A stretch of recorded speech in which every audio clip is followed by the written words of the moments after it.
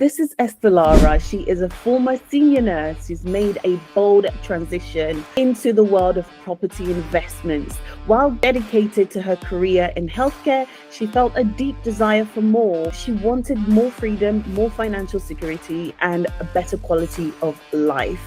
I just think that introduction did not do you justice, because honestly, you have done such an incredible job transitioning from nursing into property investment. You've been able to gain about £100,000 in investments. That's such a whopping amount for someone who's kind of like just transitioning. So well done you. That's just so inspiring. Would you like to introduce yourself to the people? You pretty much said it. So I was working as a senior nurse in the NHS.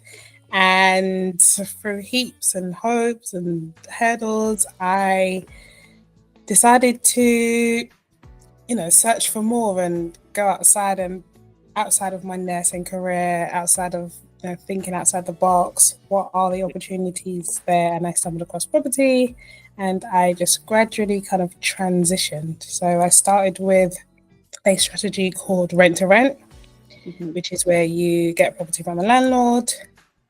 You re-rent it out with their consent, and you can gain profits that way. And then I've just kind of gradually transitioned into more advanced strategies like the RRR, buy, refurbish, refinance, rent. Wow, amazing. Whenever someone says, I've got a business and it's not a care business, I'm like, wow, what did you do? Like, how did you get into it? So thank you so much for sharing that with us. I'm excited to actually find out the transition process for you, because you went from working in healthcare to property investment. So what was that like for you? How did you make that sudden decision that you're going to go into property investment? I actually started, it was kind of by accident actually. I initially started with on maternity leave. So I was on maternity leave. I was told that I may lose my job. So in my head, I thought, okay, good thing that you're on maternity leave, which means you've got 1 year to figure it out. You've got 12 months to figure out what you're going to do if at the end of maternity you do lose your job. Then I stumbled across rent to rent. And that was it for me. I was like, okay, I've figured it out. There's no way. There was no other option. There was not this may work or could it. No, it had to work, because if I lost my job at the end of 12 months, what am I going to do? I went through the process, got myself educated, and just literally took it from there. I had my newborn, because I was on leave, and a 2-year-old. And I would go on long drives looking for properties. I would have to stop on the hard shoulder, breastfeed, continue my journey, because there was just no option. There was just, I had to do it to make sure that at the end of maternity leave, if they said, oh, Esther, unfortunately, you've lost your job, I would still, one, have an income, and I would be able to live, basically. So there was just no other option for me. And for me, once I'd got one, that was it. I was like, okay, I know what to do now. Rinse and repeat the process and keep going. So that's how the transition. So that was the first part of the transition. So 12 months went, I'd acquired some rent-to-rent units. It was all a fluke. I didn't lose my job. So I actually went back to work. I went back to work. I was actually happy. I was happy to go back to work. So it wasn't I'm an entrepreneur and that's sort of my job. It wasn't that sort of thing at all. I was happy to go back to work despite creating income and still like running the business. I was still happy to kind of like do both at the same time. Because I'd put systems in place that allowed me to not necessarily be there all the time. Went back to work. But cash flow was no longer my issue at the time. The reason why I chose rent to rent is because I needed cash flow. I wasn't thinking more long term. I just need cash flow. So when I got my job back, cash flow was not necessarily an issue now, because I've got the cash flow. So then I was thinking more long term, like building wealth, creating wealth. So that's when I then transitioned into the BRR, which is what I would say is my favorite strategy, actually. Some people rent before they refinance, but the way to do it would ideally be you refinance before you rent. But before you rent. Out, yeah. So Great. buy, refurbish, refinance, rent. So that's essentially when you buy a property. Mm-hmm. Ideally, it's either run down, or if it's not run down, it's one that you know you can add significant value to. Yeah. You add the value, you force the value up. Mm-hmm. You then refinance. So you've built that equity there. You refinance at the new value because the bank will give you 75% of the new value. You take that money out, you rent it out. That's the rent bit. And then the idea is that you're able to pull out all the money that you've put in, and then you can use that money to then go again into another project. Wow.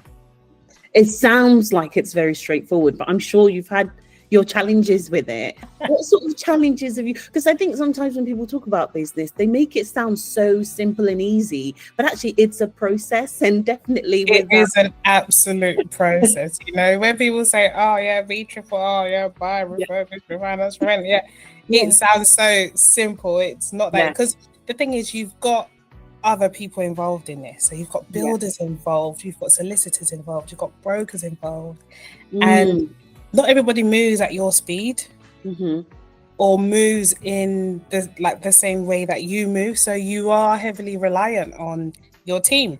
So in terms of challenges, gosh, I've had so many challenges. So one of my first challenges was the solicitor refusing to release funds from a bank account. Not necessarily because anything was wrong, but they have to do their own checks and making sure that the funds are, you know, legitimate, blah, blah, blah. They did all of that. And it is, but this is a process, and it took so long. Now, if I've got an offer accepted and the solicitor has taken so long, then that's going to really cheese off the sellers, and they're going to think, well, this is not a serious person. In my case, that's what happened. They thought, oh yeah, she's not serious. They put the property back on the market. I'm stressing because I've already paid architects. I've literally done all the legwork for this project to go forward, and the property is back on the market, which means anyone else can just snatch it and come in. So that was one of the first hurdles. There was builders. That was one of the biggest challenges I had. Wow. And the project took way longer than it should have. Now, what that meant for me is I paid £6,000 more than what I should have paid had the project gone to plan and was meeting the schedule laid out. So yeah, it is quite challenging. I do think it's worth the challenges though, because once you get over all of this, when you're in the midst of it, sometimes it just doesn't feel great, as you can imagine, and it doesn't feel like you will overcome, but you will. But yeah, I'm not gonna glamorize and say, oh yeah, it's, you know, it's amazing and it's this. Yes, it is amazing when you've overcome all the hurdles. Yeah, absolutely. And let's do a bit of jargon busting. How did you get around the jargons within property investment? Nurses might want to go into this sort of thing, but they might feel that, no, I don't understand this language, this businessy property language. What's HMO? What's all this? And then that might discourage them from completely understand, because that was me. I was sitting there. I think I went to a networking event, and I was sitting there, what the hell are they talking about? I'm hearing GTV, BTL, LTV, HMO. What is all of this? Social media is really good and really powerful, and even like watching things like YouTube, because at the very basic level, you can, like, you know, this is things that you can research. But yeah, so that helped me. I remember I joined the mastermind and I had no clue. I had no clue what they were talking about. So I had to like make notes and go back and figure out, okay, what's LTV? You do a bit of jargon busting with LTV, so that's your loan to value. PDV, gross development value. BTL, buy to let. House of multiple occupancy. These are things, very basic things that you do need to know, like in the property space, if that's, you know, what you want to do. I remember there was one particular, this is such a nursey joke, but there was somebody who mentioned like PD, And I was like, I'm a mental health nurse by background. And they went from PD, and I'm like, what, personality disorder? They're like, no, development, right? So I was like, I've had to use my nursing knowledge to understand property, to understand what things are. So for example, in nursing, when we have a new case, we may call it a presenting complaint. Whereas in property, we may call that a viewing. So like you go and you find out what's happening with the property, almost like a diagnostic. Okay, I'm going to go to the property, find out what I need to do. And in nursing, we would call it a care plan. Whereas in property, we would call it a schedule of works, which is laying out what we're going to do, what time and time frames. And then in nursing, we may refer to the end of care as a discharge. In property, it's called an exit plan, exit strategy. Like, how are we going to exit? Are we going to sell? Are we going to refinance? And that's how I had to understand it. You're absolutely right in terms of when you find yourself in a place where you don't understand, you don't necessarily need to run away from it, but it's 100%. Just understanding, how do I get to a place of understanding? Let's talk about money. I think that's the bit that everybody wants to know about. How did you get that $100,000? That's a lot of money. How did you manage to pull that off? And was it like a secret stash that you had somewhere, or was it just strategy? I'm sure you've heard that saying, nurses are overworked, underpaid. I haven't come from any sort of money, no inheritance, no savings stashed anywhere. In terms of raising the money, if I'm going to be honest, there's an element of delusion there. So I used to run away from that word. Right. Our background as a mental health nurse, because it has different connotations with it. But I have a different view of the word now. Okay. And it's obviously the first thing would be to get yourself educated, because you need to obviously understand how you would gain people's trust to give you that much money. Understanding how your strategy works, so that when they ask you questions, you can actually explain what it is you're using the funds for, how you're going to use the funds, and most importantly, which is what most people want to know, is how they're going to get their money back.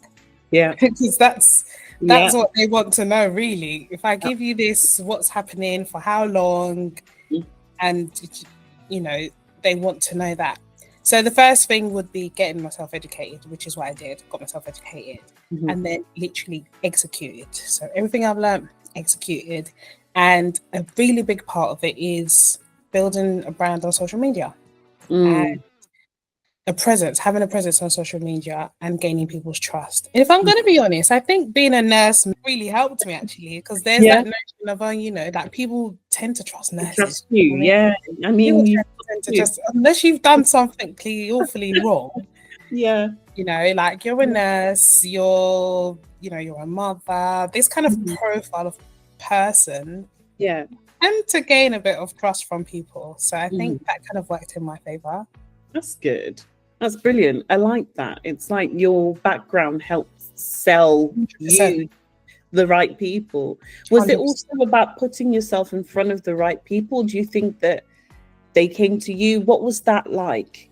I wouldn't say me necessarily putting myself in front of the right people, because you just don't know who the right people are. And what I mean by that is some of the people that you think have the money are actually not the ones who have the money. Right. Some of the people who you think don't have the money may actually be the ones who have the money. So I think it's more around just putting yourself out there, letting everybody know what you do. So giving every and anyone the opportunity. So not necessarily directing your focus to people who you think have money. Every and anyone may have an opportunity. So it's just being audacious and having the balls and the confidence to showcase what you're doing. Guys, this is what I'm doing. This is what I offer. If you're interested, get involved. Yeah, absolutely. I find that not only do you have to educate yourself on the different systems and processes, but you also have to educate yourself on how to put yourself out there, using 100%. YouTube. How do I create a video? How do I, film a video? How do I put myself on different platforms? I think all those things are things that we probably need to consider as business owners, not just the business stuff, but 100%. The marketing aspect of things. I think people underestimate how important marketing actually is. 100%. You know, things like ads, you know, like Google ads can really make a difference in your business in terms of how far you go and the reach of people that you can have. Talking about marketing, how do you track what's going on with your business? Is there a system that you use? Is there a process that you have in place that helps you to kind of track where you're at financially or where your business is at and how much growth you're getting into? What's that like for Esther Lara? Yeah, so I tend to use different platforms actually. So my main one is a platform called Landlord. Okay. So that's a really good app that I use. I can share the details for everyone else who's interested. It's basically an AI tool that puts literally everything in one. So if you're interested in knowing about property, deal analysis, anything property related, just puts it into one. And if you're an investor, you can analyze your deals, source your deals, have your tenants recorded on there. It records all your properties all together and tells you your net worth and everything like that. So it literally collates everything together. So that's a really good tool. And I use spreadsheets that know where I'm at. So that's kind of like my two main go-to things. And my accountant does a really good job with like making sure that everything's because I don't know everything, but I got someone who does. Yeah, amazing. So your accountant handles everything else.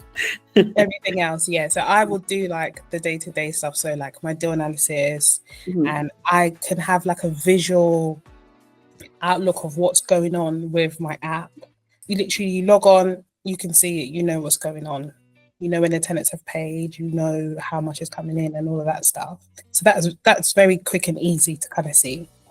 And you mentioned about cracking the code and then repeating that process over and over again. Talk me through your mindset, because I think sometimes we're so close to getting to that place where we've got it cracked, but we just give up just before. What was the mindset shift for you? Or what did you tell yourself to kind of get over that hurdle of, oh, I'm not seeing any progress, I'm not seeing anything? With anyone who does anything that's outside of their norm or it's different, facing challenges is it's normal. It's absolutely normal. And I think in property in particular, especially with the rent-to-rent strategy, rejection is absolutely normal.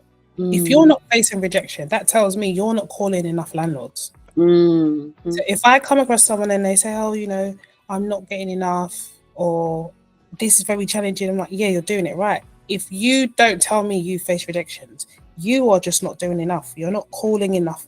You're not calling enough people to even get rejected. It means you're not putting in the work. When you go into business and when you go into these strategies knowing that you're meant to get rejected, then you know you're on the right path. You don't feel rejected. You don't see it as a rejection. You just see it as, okay, yep, keep going, because this is meant to happen. It's meant to happen. Same with approaching investors. Some will, some won't. So what? Next one. Yeah. And you've got a saying, don't you, about like mistakes or things that go wrong. The other time you mentioned something that just stuck to me. It's like you explained the situation with your home that was burgled into because you didn't have the camera. Oh yeah, the takeaway from that really was every mistake. There's no mistakes, no losses, just lessons. And for context, when I started, one of the challenges was when I started, I didn't have a Ring doorbell outside my property, which then subsequently led to the property being burgled. Now I learnt, it didn't feel very great, but I learnt at the time that I wasn't actually running a business. I was running a hobby or a side hustle or whatever that was. I was getting some money in, and I was like, "Ooh, this is great." I actually had the Ring doorbell though. That's the thing. I was like, "Yeah, after the next client, after the next one, after the next one," and I kept pushing it because I kept getting so many bookings. But had I just, taken a day out because I ended up spending more money because I had to get a new sofa, new chairs, new TV, new everything. So no losses in business, no losses, just lessons. And it's you learn from it. So after that, what did I do? I made sure I got that Ring doorbell. I made sure I got that Ring doorbell. I made sure I tightened up my systems. Every single person was checked, identification, passport, all of that good stuff. So you learn. It doesn't feel great, but you go through it, you learn, and you better your processes. Amazing. That it actually stuck with me. I was like, yeah, I'm gonna use that more often. There's no losses, just lessons. I always say, when I say I intend to fail, and people look at me, why would you fail? I fail because I'm failing forward. If I don't fail, I don't learn. If I never failed at that, I wouldn't learn. So I always intend to fail. I intend to fail because if I start something new, I don't expect to get it right just like that, or like all of a sudden. No, I can't compare myself to someone who's been doing it for 10 years. Absolutely. So I plan to fail. I'm going to fail, but I'm going to be better than I was last month. I'm going to be better than I was last year. Yeah, no, absolutely. I think a lot of great businesses, which people don't often see that process of failing until you get to the success. And businesses like 7-Up, it took them 7 times to get to the place where they became 7-Up. That's why their logo is 7-Up. They failed 6 times to get to that 7th. I think failure teaches you where the gaps are. If 100%. You don't fail, you don't see where you need to improve. So you're absolutely right. Like, we need to have that mindset of, actually, it doesn't feel good, but I need to push through this feeling because the goal is still there. I haven't yet achieved the goal. So 100%. It's not so much focusing on what's happening in between, but it's, have I achieved that one goal that I've set myself? And also just breaking it down slowly. Sometimes we set ourselves very big goals that we then don't break down into smaller goals to make it more achievable. And then we start to become overwhelmed because we don't see the progress, or we don't see anything moving forward. You need to set other goals, like stepping stones, steps on a ladder to get to that overarching goal, so that when you achieve the smaller goal, it gives you that satisfaction, that feeling of, okay, I'm getting somewhere, I've done something. And progressively you maintain that feeling of, let's get to that main target. So thank you for bringing that up. Actually, I think it's very valuable. What is the future plans for Esther Lara? Where can we find out more about what you're doing? And do offer coaching and mentoring.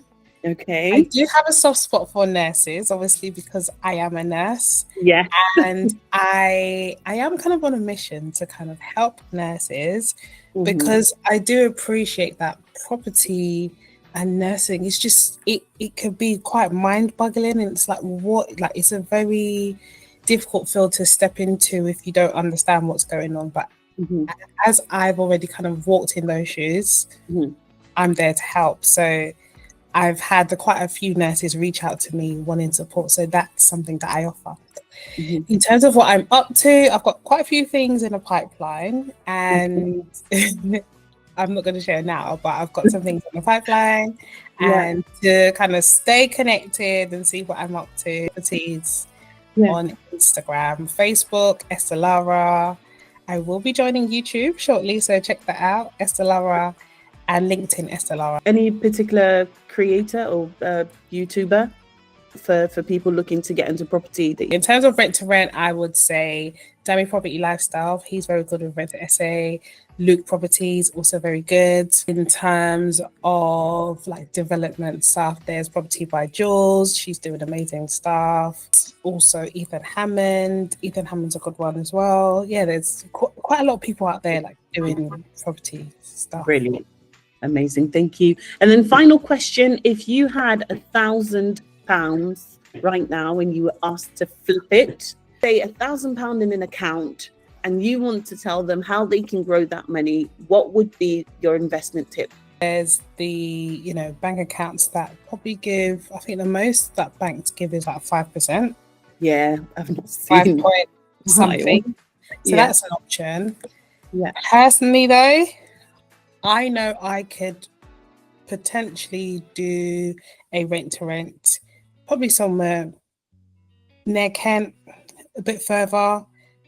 With £1,000, I could potentially get maybe like a studio or a 1-bed, and I would do a rent to SA. Now, in terms of refurbishing it, because I know there's people out there and say, yeah, well, that might cover the rent, but it might not cover the everything else. What I've done is got a 0% credit card. You use that to refurbish the property. Now, with rent to rent, you can negotiate with landlords to get either rent off, or you could pay first month's rent and not a deposit, that kind of stuff. There's ways that you can negotiate things like that. And you could then pay your first month's rent, use your 0% credit cards to refurbish the place if you need to, decorate it, get furniture in, that kind of stuff, and start making money that way. Amazing. That's such great advice. I'm pretty sure after all the nurses watch this, they're going to be ringing your line to say, Esther, you know what? That's what you say, but I find, I'm going to be so honest, I find that in nursing spaces, sometimes in particular, there's a sort of like, I hanging on to my pin with my dear life. I dare not step out of nursing. So I find that sometimes people say that to me, oh, you're going to get loads of nurses flocking to you, wanting support. But actually, I find it's the other way around. It's that sort of, oh my God, because nursing is seen as such a secure job. So I find that people are really scared of losing that security.